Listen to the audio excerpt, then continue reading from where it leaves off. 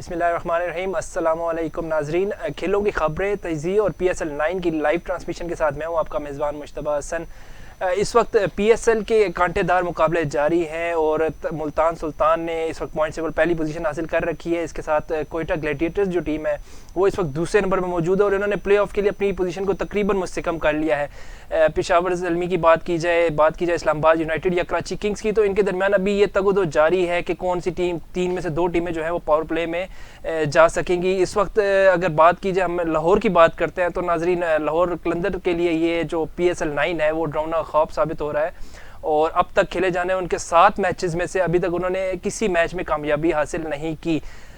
एक उम्मीद थी कि वो बाकी 4 मैच जीतकर शायद वो इस टूर्नामेंट में आगे जा सके, लेकिन आज उस उम्मीद पर पानी फेर दिया बारिश ने। रावलपिंडी में मुसलसल जारी बारिश ने आज का मैच जो था लाहौर कलंदर्स का, उस पर बारिश की नज़र हो चुका है और मैच बेनतीजा ख़त्म हो चुका है, जिसके बाद लाहौर कलंदर को आखिरकार 1 पॉइंट मिल चुका है। लेकिन वो इसमें उनकी अपनी कोई कारकर्दगी का कमाल नहीं था, बल्कि बारिश की वजह से उनका जो 1 पॉइंट मिल रहा है। तो इस वजह से मेरे ख्याल से आज के बाद अगर हम ये कहें, ऑफिशियली ये बात कहें कि लाहौर कलंदर्स जो है इस टूर्नामेंट से तकरीबन 90% से ज़्यादा, बल्कि 95% तक इस टूर्नामेंट से बाहर हो चुकी है, तो ये गलत ना होगा। लाहौर कलंदर का जो मुकाबला था पेशावर ज़ल्मी के साथ, वो बारिश की नज़र हो चुका है। दूसरा मैच इस वक्त जो होना है 7 बजे जो एक्सपेक्टेड था आज की तारीख में, लेकिन वो भी नामुमकिन नज़र आ रहा है। हालिया बारिश की सूरत हाल और जो पिच की आउटफील्ड पोजीशन इस वक्त वो मेरे ख्याल से खेलने के काबिल नहीं रही, क्योंकि मुसलसल बारिश जारी है रावलपिंडी स्टेडियम में। और इस सिलसिले में आज हम गुफ्तगू जारी रखेंगे और हमारे साथ मौजूद है senior sports analyst Hashir Khattak साहब। Welcome to the show Hashir. बहुत बहुत शुक्रिया मुश्तबा। अच्छा हाशिर, आज आपने देखा कि सुबह से, बल्कि कल से बारिश हो रही है रावलपिंडी स्टेडियम में, तो इस सूरत हाल में आपको क्या लगता है कि मैच तो मुमकिन नहीं है? आज 2 मैच थे, दोनों मैच कैंसिल हो गए और चारों टीमों को 1-1 पॉइंट मिल गया, लेकिन आप क्या समझते हैं इस पे पॉइंट टेबल पर क्या फ़र्क पड़ेगा? किस टीम को फ़ायदा होगा, किस टीम को इस बारिश से नुकसान होगा? नुकसान बहुत हुआ है कुछ टीमों को, जिसमें इस्लामाबाद यूनाइटेड और पेशावर ज़ल्मी को अगर कहें तो बहुत ज़्यादा नुकसान हुआ है, क्योंकि ये दोनों टीमें जो है वो इस वक्त तीसरे और चौथे स्पॉट के लिए जो है वो लड़ रही हैं। और क्योंकि पहले 2 स्पॉट्स की अगर हम बात करें तो मुल्तान सुल्तान और कोयटा ग्लैडिएटर्स ने अपनी जो मैचेस हैं वो जीते हुए हैं और उनकी पोजीशन बहुत मुस्तहकम है। तो उससे बारिश पे इनको कोई फर्क नहीं पड़ेगा मेरे ख्याल से। इतना फर्क नहीं पड़ना चाहिए, क्योंकि इस वक्त हाँ सबसे ज्यादा फायदा इस बारिश का अलबत्ता लाहौर कलंदर्स को जरूर हुआ है कि उनको माले गनीमत के तौर पे एक उनका पहला पॉइंट आज मिल गया कि कुछ नहीं हार की से बच गए। वो 7वें मैच में भी जिस तरह वो खेल रहे थे, काफी बुरी परफॉर्मेंस रही है इस बार लाहौर कलंदर्स की। उसे एक्सपेक्ट नहीं किया जा रहा था इस किस्म की परफॉर्मेंस, क्योंकि 2 दफा की जो है वो लगता है आज लाहौर कलंदर के जो खिलाड़ी हैं वो बाहर बैठ के खुश हो रहे हैं कि चलो आज हारे नहीं है। लाहौर कलंदर्स की जो प्लेयर्स हैं वो मौसम जरूर इंजॉय कर रहे होंगे इस वक्त, अच्छे और खुश दिल के साथ जरूर एंजॉय कर रहे होंगे, लेकिन उसके बरक्स इस्लामाबाद यूनाइटेड और पेशावर ज़ल्मी के कैंप में मायूसी ज़रूर होगी, क्योंकि दोनों टीमें अपने मैचेस जीत कर जो है वो अपने पॉइंट्स टेबल पर अपनी पोजीशन स्ट्रॉन्ग करने के चक्रों में थे। दचका ज़रूर लगा है पेशावर ज़ल्मी को और इस्लामाबाद यूनाइटेड को। सबसे ज़्यादा जो प्रॉब्लम होगी वो इस्लामाबाद यूनाइटेड को होगी, क्योंकि कराची ने अभी तक जो है वो 5 मैच खेले हैं। इस्लामाबाद यूनाइटेड के पेशावर ज़ल्मी के भी 6 मैच हो गए हैं दोनों टीमों के, लेकिन जो पॉइंट का जो गैप है कराची किंग्स और इस्लामाबाद यूनाइटेड का, वो सिर्फ और सिर्फ जो है वो मेरे ख्याल में अब 1 पॉइंट का रह गया है। इस्लामाबाद यूनाइटेड को 1 पॉइंट मिला है, तो वो 5 उनके पॉइंट्स हो गए और कराची किंग्स जो है वो 4 पॉइंट्स के साथ है। लेकिन कराची किंग ने चूंकि 1 मैच कम खेला है तो उनकी पोजीशन में कह सकता हूँ। तो बात करते हैं कराची किंग्स की, तो कराची किंग्स ने चले बारिश से तो आज खुश है, लेकिन उनकी अपनी परफॉर्मेंस देखी जाए तो पिछले हालिया एडिशंस में भी देखी जाए, पिछले 2-3 सीजन में और इस सीज़न में भी देखें, तो उनकी अपनी परफॉर्मेंस कोई नज़र नहीं आ रही। लाहौर कलंदर्स की अक्सर हम बात करते हैं, लेकिन उन्होंने पिछले 2 tournament back to back tournament जीत के थोड़ी सी अपनी कारकर्दगी पे थोड़ा सा उन्होंने बेहतर किया, लेकिन कराची किंग्स सवालिया निशान बनती जा रही है। कराची किंग्स की अगर मैं सच कहूँ तो मुझे 2-3 दफ़ा जो लास्ट 2-3 सीजन्स हैं उनमें उनकी जो पिक्स हैं उसकी जो है ना कोई खास इतनी समझ में नहीं आ रही है। बहुत अगर मैं कहूँ पुअर किस्म की पिक्स होती हैं, टीम कम्बिनेशन उनका उस तरह नहीं बन रहा। मुझे ऐसा लगता है कि वो ज़्यादा जो है अपनी टीम मैनेजमेंट के ऊपर ज़्यादा शायद फोकस करते हैं। कभी वसीम अकरम को रख लेते हैं, इस बार उन्होंने फिल सिमंस को रखा है और बहुत सारे बड़े नाम मजीद रखे हैं। तो मेरा ख्याल है कि वो अपनी जो टीम कम्बिनेशन है उसके बजाय अपनी कोचिंग कम्बिनेशन के ऊपर ज़्यादा फोकस कर रहे हैं और जिसकी वजह से उनकी टीम स्ट्रगल कर रही है। कुछ उनके पास अच्छा टैलेंट मौजूद है, ये नहीं है कि कराची किंग्स के पास जो है वो इम्पैक्ट प्लेयर्स नहीं है, प्लेयर्स हैं लेकिन उनको यूटिलाइजेशन का भी प्रॉब्लम आ रहा है। इसमें कप्तानी का जो रोल है शान मसूद के पास है, उसके हवाले से भी आपको थोड़े से तहफ़्फ़ुज़ात हैं? बिल्कुल है। शान मसूद जो है वो एक तो वैसे ही वो उनका T20 स्क्वाड में उनकी सवालिया निशान होता है इंक्लूजन, और फिर ऐसे में आप उनको कप्तान बना दें तो ऑब्वियस ही बात है कप्तान का बड़ा इम्पैक्ट होता है आपके। अगर कप्तान आपके एग्रेसिव नहीं है, अगर कप्तान खुद स्ट्रगल कर रहे हैं, शान मसूद को हमने देखा कि सबसे ज़्यादा डॉट बॉल खेलने वाले प्लेयर हैं इस PSL सीज़न में अब तक, जिसकी वजह से कराची किंग्स जो है वो स्टार्ट के ओवर्स में काफ़ी स्ट्रगल कर रही है, पावर प्ले में रन्स नहीं बन रहे। तो ऑब्वियस ही बात है जब आपके कप्तान प्रेशर होते हैं अपनी परफॉर्मेंस के हिसाब से तो फिर पूरी की पूरी टीम के ऊपर इफेक्ट जरूर पड़ता है उसका। बिल्कुल फर्क पड़ता है। अच्छा, टॉप 6 अगर हम बैटिंग रैंकिंग देखें इस वक्त PSL में, हालिया PSL जो जारी है, इसमें सिर्फ 2 पाकिस्तानी है। एक एज ऑलवेज बाबर आजम, वो किसी तारुफ के मुताबिक नहीं है। इसके अलावा दूसरे जो है प्लेयर टॉप 6 में साबजादा फरहान है। बिल्कुल। तो इसके अलावा सारे गैर मुल्की खिलाड़ी हैं। इसकी क्या बड़ी वजह है? हालांकि PSL पाकिस्तान में हो रहा है और ये देखा जाता है कि बाहर से जो प्लेयर्स आते हैं वो यहाँ पे स्ट्रगल करते हैं, लेकिन इस T20 में लीग में देखा जा रहा है कि बाहर के प्लेयर्स आके अच्छी परफॉर्मेंस दे रहे हैं। ये एक तशवीशनाक बात है, कीपिंग इन माइंड के वर्ल्ड कप आ रहा है और वर्ल्ड कप में आपने टीम सिलेक्शन इसी PSL की बुनियाद पर ही करनी है आपने, क्योंकि आगे पाकिस्तान के T20 इंटरनेशनल मैचेस भी नहीं हैं। आपकी यही PSL की परफॉर्मेंस आपको आगे कैरी करेंगे वर्ल्ड कप में। तो एक ऑब्वियसली एक जो है कंसर्निंग पॉइंट ज़रूर है कि आप के जो लोकल प्लेयर्स हैं वो परफॉर्म नहीं कर रहे। टॉप 6 में हमने देखा कि रीज़ा हेंड्रिक्स मौजूद है वहाँ पर, उसके साथ साथ बाकी भी जो नाम है, राइलू रूसो का नाम है वो मौजूद है टॉप में। तो ये एक इसमें जो तीसरा पाकिस्तानी प्लेयर है उसके स्कोर 6 इनिंग में 100 से भी कम है, यानी फखर जमान, उन्होंने 6 इनिंग में सिर्फ 93 रन बनाए हैं, जिसमें हालांकि वो माने जाते हैं बुलंदोबाला छक्के मारने के, लेकिन उन्होंने अभी तक 6 मैचेस में सिर्फ 2 छक्के और 4 चौके लगाए हैं।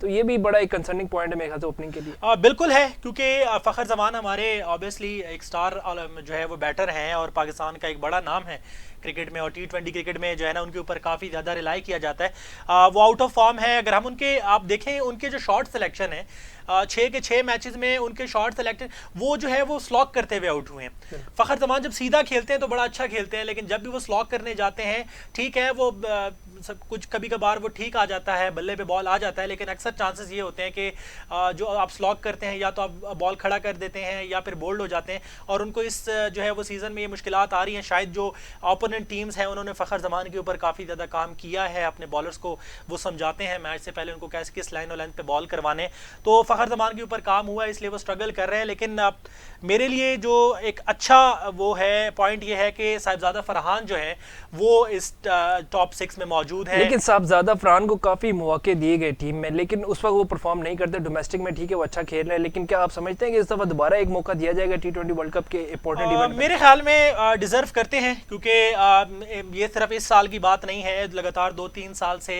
कदम ट्रॉफी हो, नेशनल T20 हो या वनडे कप हो, हर फॉर्मेट में परफॉर्म करते आए हैं।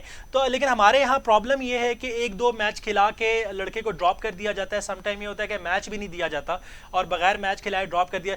मेरा ख्याल है कि अगर आपको प्लेयर को डेवलप करने की ज़रूरत है, आप प्लेयर को डेवलप करें, उनको चांसेस दें, उनको बताएं कि जब आप उनको टीम में सेलेक्ट करते हैं तो उनको बताना चाहिए कि आपको जो है वो 2-3 सीरीज़ दिए जाएंगे तो आप परफॉर्म करें। 2-3 सीरीज़ के बाद अगर वो परफॉर्म नहीं करते तो फिर उनको डोमेस्टिक सर्किट में वापस भेजना चाहिए। तो मेरा ये मानना है कि साहिबजादा फरहान को T20 वर्ल्ड कप के लिए ज़रूर कंसीडर करना चाहिए। अच्छे बैट्समैन हैं, मिडिल ऑर्डर में काफ़ी टीम इनके साथ ओपनर कोई डिफरेंट होगा या वही बैट के बेसिक्स बाबर रिजवान होंगे या फ़खर जमान होंगे, या कोई नया जैसे साइम अयूब आ गया, मोहम्मद हारिस साहब के पास, या उस्मान खान ने भी अच्छी नहीं खेली? तो क्या लगता है कि T20 वर्ल्ड कप जो आ रहा है उसमें कोई नया नाम देखने को मिलेगा हमें इनके साथ?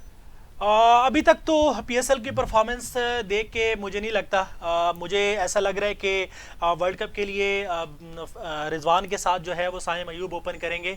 इन केस अगर इन दोनों में से कोई एक बंदा फ्लॉप होता है, क्योंकि रिजवान ऑटोमेटिक चॉइस है, रिजवान ने तो खेलना ही खेलना है हर मैच, तो साइम अयूब का मतलब है जो हफीज़ ने 3 महीने की कोशिश की थी बाबर आजम को तीसरे नंबर वो कामयाब हो चुके हैं, इस पर बिल्कुल कामयाब हो चुके हैं। और किसी हद तक मैं इसको थोड़ा सपोर्ट भी करूंगा, क्योंकि ऑब्वियसली बात है जब T20 में आप स्टार्ट में में रन्स करते हैं, थोड़ा तेज़ रन्स करते हैं, तो अगली टीम के ऊपर प्रेशर आता है। जब आप स्टार्ट में क्योंकि रिजवान और बाबर आजम का जो बैटिंग स्टाइल है वो तकरीबन सेम है, तो मेरे ख्याल में आपको स्टार्ट में साइम अयूब और या फ़खर जमान जैसा तेज़ खेलने वाला एक प्लेयर ज़रूर होना चाहिए टीम में। लेकिन फ़खर जमान की फॉर्म जो है वो बहुत मैटर कर रही है वर्ल्ड कप के लिए। तो अभी क्या हिकमत अमली होगी? लाहौर कलंदर्स टूर्नामेंट से तकरीबन बाहर हो चुके, 3 मैच बाकी हैं। फ़खर जमान को ऐसा क्या डिफरेंट प्रेशर तो अब उन पे मेरे ख्याल से नहीं होना चाहिए मजीद किसी भी प्ले ऑफ का, तो अब वो ओपनली खेलेंगे और क्या उनकी परफॉर्मेंस बेहतरी आएगी? उनकी क्या हिकमत अमली होनी चाहिए इस वक्त पे? हिकमत अमली मेरे ख्याल में थोड़ा सा उनको अपने जो फुट वर्क है उसके ऊपर काम करना पड़ेगा, क्योंकि बहुत ज़्यादा हमने देखा, मैंने आपको जैसे कहा कि बहुत ज़्यादा क्रॉस खेल रहे हैं और स्लॉक करने की कोशिश बहुत ज़्यादा कर रहे हैं। हम देखते हैं कि जब फ़खर जमान सीधा खेलते हैं तो बहुत अच्छा खेलते हैं। उनका थोड़ा सा चूँकि जो फुट वर्क है, उनका जो बैटिंग स्टांस है उसमें वैसे ही थोड़े से फ्लॉजेज़ हैं, लेकिन वो जब सीधा खेलते हैं तो उन फ्लॉजेज़ को कवर कर जाते हैं। लेकिन इस PSL में हमने देखा कि वो बहुत ज़्यादा जो है वो क्रॉस खेल रहे हैं, तो उनके फ्लॉजेज़ जो है मज़ीद नुमाया हो गए हैं और बॉलर इस चीज़ का फ़ायदा उठा रहे हैं। और जो हम देखते हैं कि ऑस्ट्रेलिया, न्यूजीलैंड या इंग्लैंड और अब इंडिया भी, ये जो टीमें हैं ये प्लेयर्स को मैच से पहले ऑब्जर्व करती हैं, उनकी रिकॉर्डिंग्स देखती हैं, उसके हिसाब से फिर मैच गेम प्लान बनाती हैं। तो अगर फ़खर जमान इसके ऊपर काम नहीं करेंगे तो वो बहुत जल्दी पकड़े जाएंगे। अच्छा, कुछ बड़े नाम हमारे पाकिस्तान में जिन्होंने पाकिस्तान के लिए भी खेला, इमाद वसीम हो गया, इसमें फ़खर जमान है, फ़हीम अशरफ है। आज सुबह मैं स्टैट्स देख रहा था इमाद वसीम के, तो उन्होंने 3 मैच खेले हैं, 10 रन बनाए हैं, अभी तक कोई चौका और कोई छक्का नहीं लगाया। मतलब 9 हाईएस्ट है, उसमें कोई छक्का कोई बाउंड्री नहीं है। उन्होंने 4 मैच में 1 विकेट हासिल की है। तो उन्होंने जो अपना फैसला किया था रिटायरमेंट का, क्या आप समझते हैं दुरुस्त फैसला था या थोड़ा जल्दी कर गए इसमें? मेरे ख्याल में थोड़ा जल्दी कर गए इमाद वसीम। लेकिन जो आपने बात की फ़हीम अशरफ की और इमाद वसीम की, तो मैं थोड़ा सा इस पर कैप्टन का वो जो है ज़रूर शादाब को थोड़ा सा क्रिटिसाइज़ ज़रूर करूँगा, क्योंकि अगर आप देखें तो फ़हीम अशरफ को इस पूरे टूर्नामेंट में 2 से ज़्यादा ओवर या 3 से ज़्यादा ओवर उन्होंने अपने कोटे के पूरे ओवर नहीं करवाए। पिछले मैच में भी फ़हीम अशरफ ने सिर्फ 1 ओवर करवाया। इमाद वसीम के साथ भी स्टार्ट में यही हुआ कि 1-2 ओवर करवाते थे, उसके बाद वो उनको ओवर नहीं मिलता था। पिछले मैच में उन्होंने 4 ओवर करवाया और अच्छे ओवर करवाए। 4 ओवर में अंडर 30 उन्होंने स्कोर दिए, एक आउट भी किया। तो मेरे ख्याल में थोड़ा सा जो है वो शादाब की कैप्टनसी के ऊपर ज़रूर सवालिया निशान है। जैसे वसीम अकरम ने कुछ दिन के पहले कहा था कि शादाब जब पिच स्लो होती है बैटिंग के लिए, देखते हैं कि बैटिंग के लिए साजगार है, तो खुद 1 डाउन पे बैटिंग करने आ जाते हैं, और जब देखते हैं कि विकेट थोड़ा सा मुश्किल है तो हमने देखा कि 7वें 8वें नंबर पे बैटिंग करने आए। तो मेरे ख्याल में बॉलिंग में भी जब देखता है कि हिटर पावर हिटर आ गया तो वो अपने आप को बॉलिंग से हटा लेता, तो थोड़ी सी उनकी बुज़दिली नजर आ रही है कप्तानी में, थोड़ा सा डर के कप्तानी कर रहे हैं, टीम में जगह भी उनकी थोड़ी सी मुश्किल है। तो इस वक्त उनको क्या डिफरेंट करना चाहिए? थोड़ा सा खुद को सामने लाना चाहिए, क्या कह रहे हैं वो ऐसा? उनको पाकिस्तान के वाइस कैप्टन हैं और इस्लामाबाद यूनाइटेड के मेन प्लेयर हैं, उनको रिस्पॉन्सिबिलिटी लेनी पड़ेगी अपने ऊपर। और अभी तक तो उनके बाकी लड़के कुछ परफॉर्म कर रहे हैं, लेकिन अगर वो टूर्नामेंट में आगे जाना चाहते हैं और टूर्नामेंट को जीतना चाहते हैं और उसके बाद वर्ल्ड कप में पाकिस्तान के लिए परफॉर्म करना चाहते हैं, तो उनको अपनी परफॉर्मेंस ठीक करनी पड़ेगी और अपनी जो है वो जिम्मेदारी लेनी पड़ेगी। यहाँ पर मैं एक चीज़ आपको बात करूँ कि पाकिस्तान के जो लोकल कैप्टन्स हैं इस PSL में, शान मसूद हो गए, उसके अलावा ये शाहीन आफरीदी हो गए, शादाब हो गए, इन तीनों की कैप्टन्स की परफॉर्मेंस बहुत बुरी है। अगर आप देखें तो ये तीनों टीमें स्ट्रगल भी इसी वजह से कर रही हैं कि इनके कैप्टन्स खुद स्ट्रगल कर रहे हैं।